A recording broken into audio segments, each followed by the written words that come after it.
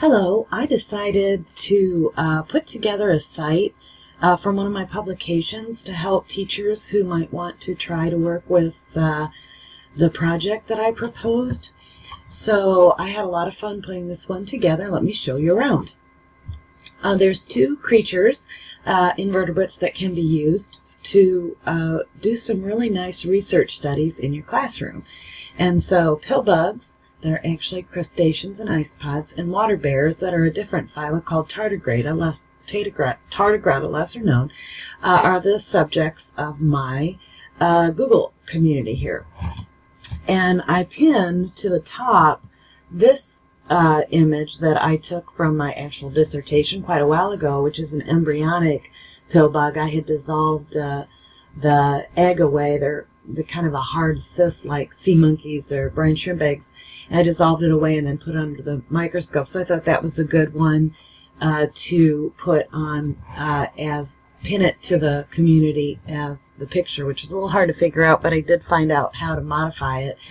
And then first thing I did was I added some posts and images that I had and some links to the best resources. So here is the actual link to my ResearchGate account, where you can get the actual paper that talks about how to walk your students through a research project with pillbugs or water bears. Both of them worked pretty well as a group research, where the students collect data as a group and then they each do an authentic write-up on their own with using the parts of the data that they want.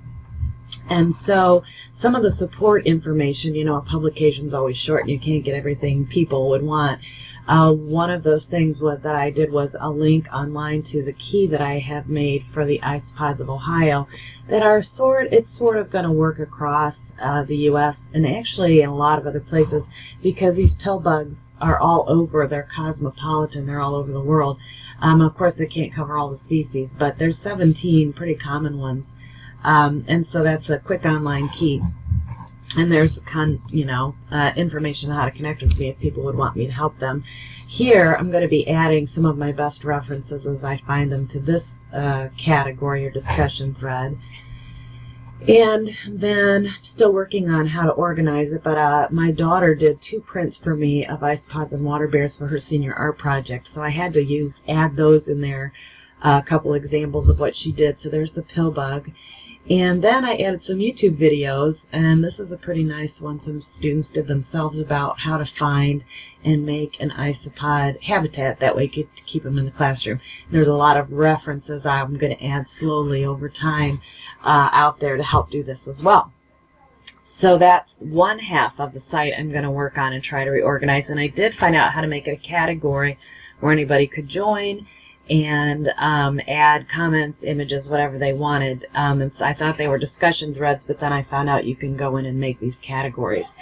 So then the other half will be the water bears, and this is my daughter's artist's rendition of a water bear. And I have used this wonderful site, Pathfinder Science Network. It also talks a lot about another project I work on with lichens, so I'm considering adding a third prong or a collection to this site about lichens, because that's where you can find a lot of water bears. But this is a really great site where data can be entered and the keys are there. And again, over here I'm going to add some more of the best references on tardigrades as I find all my files, because I haven't worked with this for a while, but I've got a renewed interest.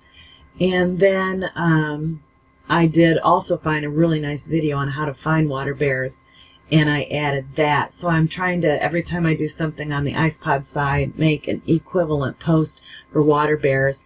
And I don't want to get the site to be so huge that you can't navigate it, but I think these categories will help. And my next thing I'm going to work on is project-based learning, or PBL, which is another area of research I'm working on, and I'm going to give a shot at adding some good resources to help people there. So that's the progress I've made. Learned a lot in this class on how to do it, and I'm looking forward, and I like using the screencast. I'm looking forward to seeing how it's turned out. And I also thank Maggie and Sharon and Micah too. I've really enjoyed being part of your learning as well.